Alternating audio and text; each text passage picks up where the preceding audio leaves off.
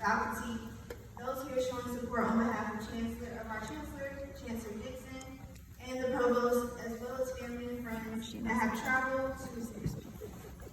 On behalf of the English Department, we appreciate you for joining us for the 28th Annual Mason Support Lecture.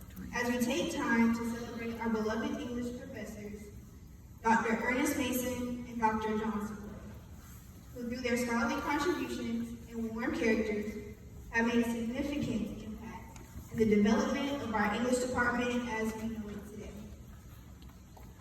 It is such an honor to be the first undergraduate ever to deliver a keynote speech for this event. While on this journey into preparing what, in my mind, would have been a cultivating speech filled with captivating metaphors, prestigious language, and over-the-top hand mannerisms, because that's what a good speech is, right? That's right. I mean, holders of PhDs have given this very speech. I low-key have to look up to the hype. But I learned rather quickly it was more obnoxious than anything. And I actually care about you all, so I changed the direction. You're welcome. Instead, I decided to challenge myself and submerge myself deeply into our rich history here at NCCU and familiarize myself as best as I could with the legacies of Dr. Mason and Dr. Support. I visited our archive, I attended cassette tape interviews, and even learned how to use a cassette tape player. Maybe it Professor McCarthy. I contacted and spoke on the phone with retired professors and dear friends of these men, such as Dr. Evans, who is here in attendance with us today. Thank you, Dr. Evans. I did this to get personal encounters with Dr. Mason and Dr. Segura, all in an effort to immerse myself as I knew them personally. And that is the same experience that I am here to create for you all today. Choosing this route lifted the pressure off of me as a writer to present a diverse body of scholarly work. Instead, I have chosen to focus on the impact of these selfless men and their gift of knowledge, which exemplifies how literacy is in fact the key to freedom. The lovely thing about working with such a rich history is that the story tends to write itself in such a beautiful manner that I could never replicate. I am purely a curator of information who has carefully pieced together a beautiful collage of the impactfulness of Dr. Mason and Dr. Segura, in hopes that all of us can take away something valuable and leave with a deeper understanding of the importance of legacy, community, and love. Now, really quickly, by show of hands, who here is familiar with Dr. Mason and Dr. Segura? It's all right, no problem. By the end of the lecture today, you will be a whole lot more familiar, I promise. I am honored to be able to give a brief history of these two wonderful individuals and how their time here at Central was not only spent being professors, but as mentors, friends, community advocates, and leaders. Through their works, we truly see how literacy, the ability to read and write, plays such a critical role in the process of obtaining intellectual freedom.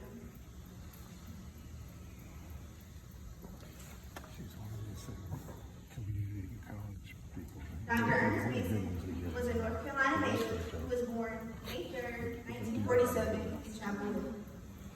Aside from him being a professor at Central for over 25 years, joining the NCCU faculty in 1972, he also attended Central as a student from 1965 to 1970.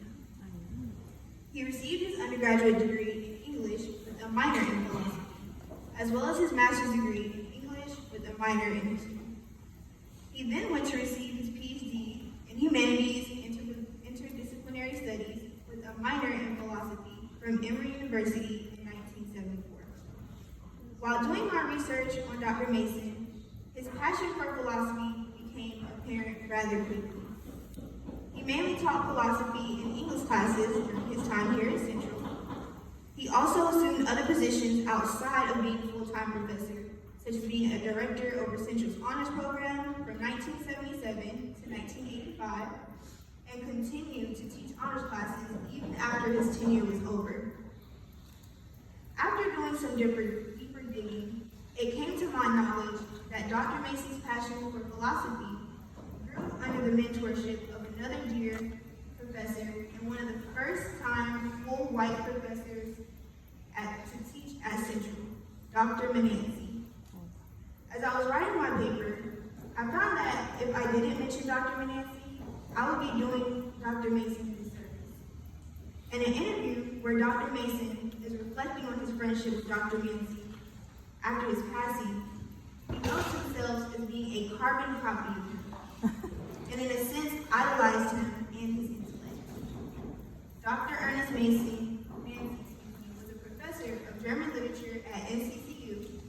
He fled from Nazi Germany in 1938, where he was already an esteemed German Jewish scholar, as well as a philosopher. He was hired by our founder, James E. Shepard, in 1939, and Central University officially became his safe haven. While reading over his profile in the African American Registry, he took time to reflect on his past and stated, "If I had not found a refuge then, I would have been arrested, deported to Nazi concentration camp, tortured, and eventually killed." I would like to play this video for you all, where Dr. Macy is sharing some sweet regards about Dr. Menancy.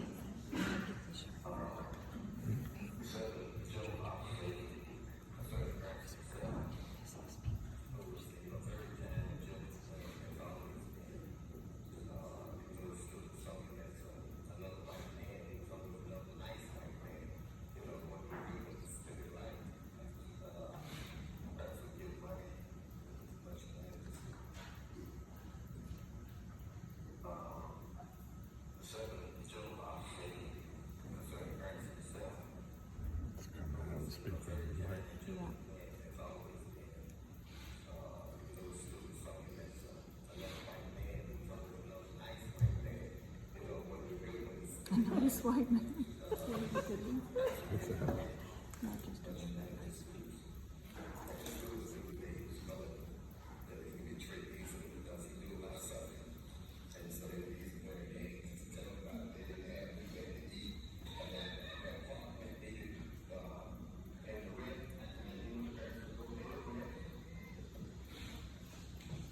So for those who may have not heard it, really briefly, he was talking about how Dr. Menancy was very charitable. He was very generous to a lot of his fellow students, even down to the point to where they knew how charitable he was, so they would take advantage at times, like asking for rent money, and he offered it to them very graciously.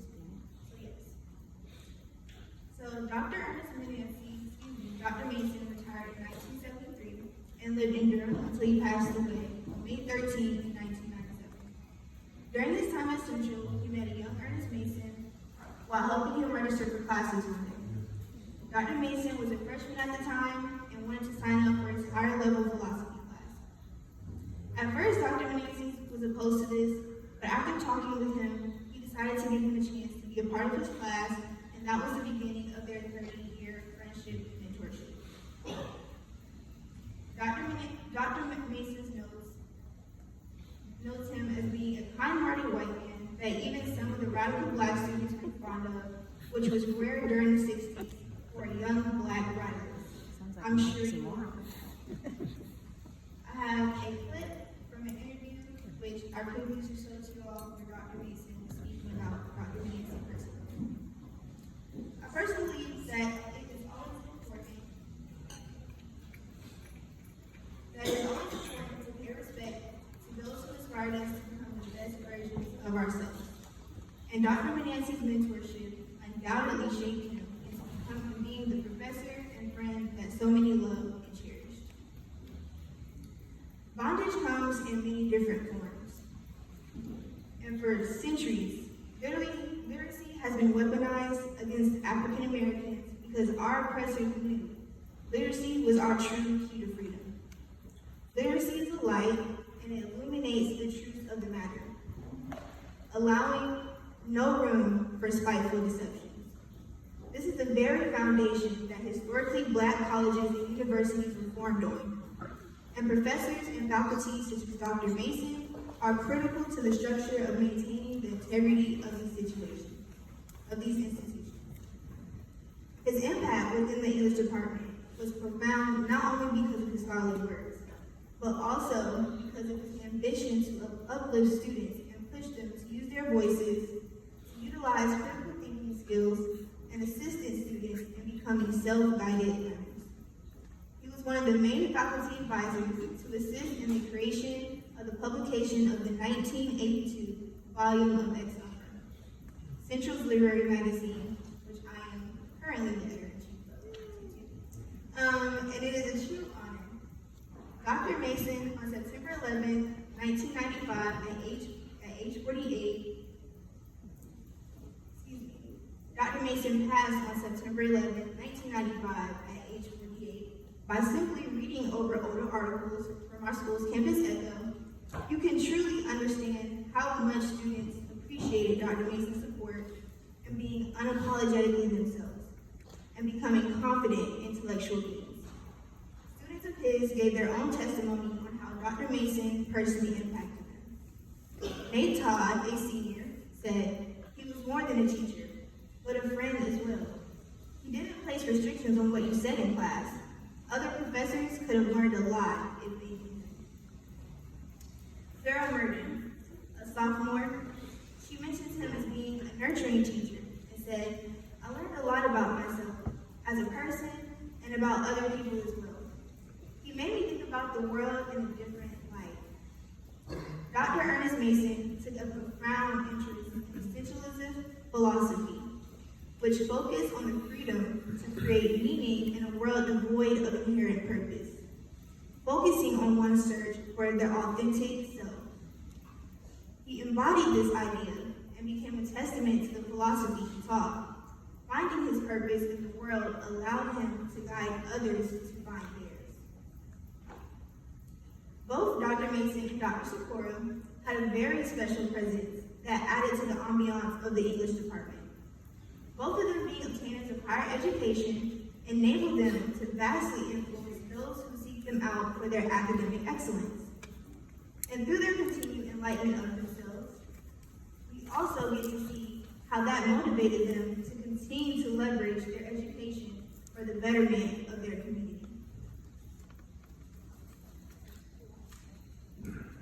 Dr. John Sikora was born on November 18, 1939, in Granite City, Illinois, but he was raised in Madison, Illinois.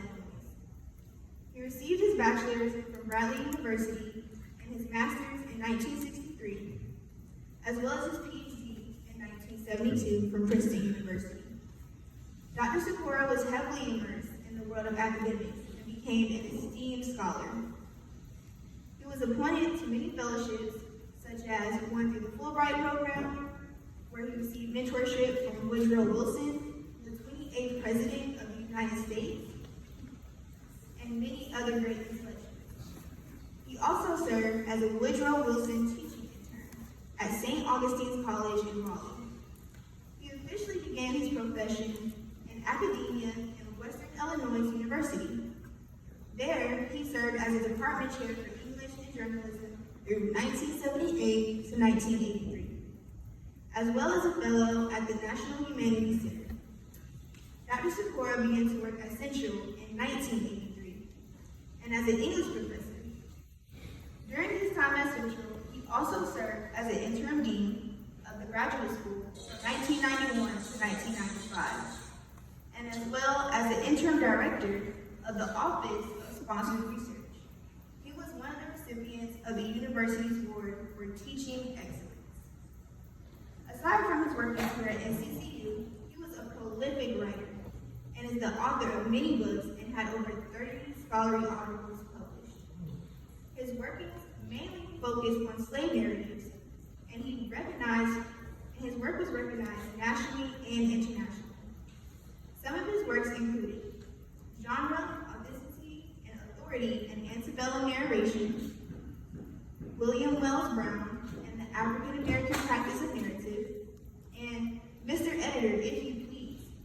Frederick Douglass, My Bondage and My Freedom and the End of Abolitionist Imprint. Dr. Sikora took a profound interest in Frederick Douglass and in his life's work as an abolitionist. In his abolitionist imprint, he writes, Frederick Douglass was more than a representative of his time. He was that time's very ticket. Reading his scholarly work allowed me to understand how he truly admired Frederick Douglass, more than just an impactful leader, but viewed Douglass' life as a form of martyrdom. Douglass emphasized the importance of education and combat against slavery.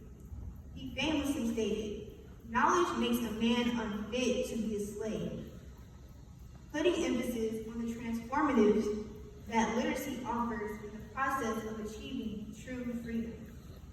As an HBCU undergrad who has read plenty of slave narratives, I am able to understand just how Dr. Sikora gravitated towards Douglass' influence and how that impressed on his passion for knowledge. At Central, he was known as being a very popular English professor. It was also well known that Dr. Sikora had a love for art, jazz, and literature.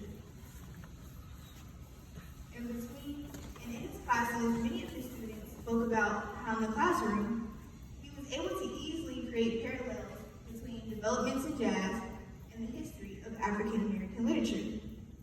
Ulysses Hicks, a graduate student who had taken many of Sikora's classes, says, whenever he wanted to interpret something in literature, he just referred to jazz music. This gives us an insight into how well versed he was with the courses he taught, and how his enthusiasm for learning also rubbed off on his students and how they engaged in class. After reading so many heartfelt testimonials of how his presence at NCCU influenced so many, it came as no surprise how heavily impacted many people were by his sudden passing of February 2nd, 1997, at the age of 55. Many spoke of Dr. Sikora being a very down-to-earth and easy-to-speak to kind of man, who was seen as more than just any regular professor. Karen Beckett, an English graduate student, stated, some of us graduate students actually talk to Dr. Sikora more often than we did with our thesis advisors. He was someone who cared about us. I'm sure we can all think of that one teacher who made a lasting impression on our lives and understand how truly sentimental that is. Dr. Sikora was that teacher for many of his students and a wonderful example to his colleagues and everyone else who adored him and his presence. This entire process of becoming familiar with these two extraordinary individuals has offered me an entirely new perspective and appreciation for what I know our English department to be today.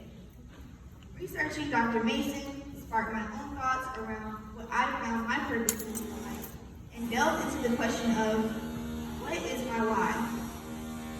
An all too important question surrounding a deeper reflection on the fundamental reasons behind our existence. Reviewing Dr. Sikora's slave narrative articles left me with a deeper appreciation and understanding of how, as a Black person in America, it is a privilege to be able to obtain an education without having to fear for my life. Understanding how I take for granted the ability of being able to read and write freely and abundantly. And understanding how we view literacy today as a basic human right was something as a Black community that had to be earned and was not to be given. We are being catapulted back into the eras of fighting against intellectual oppression through the banning of books, harmful curriculum productions, and the closing of historical institutions.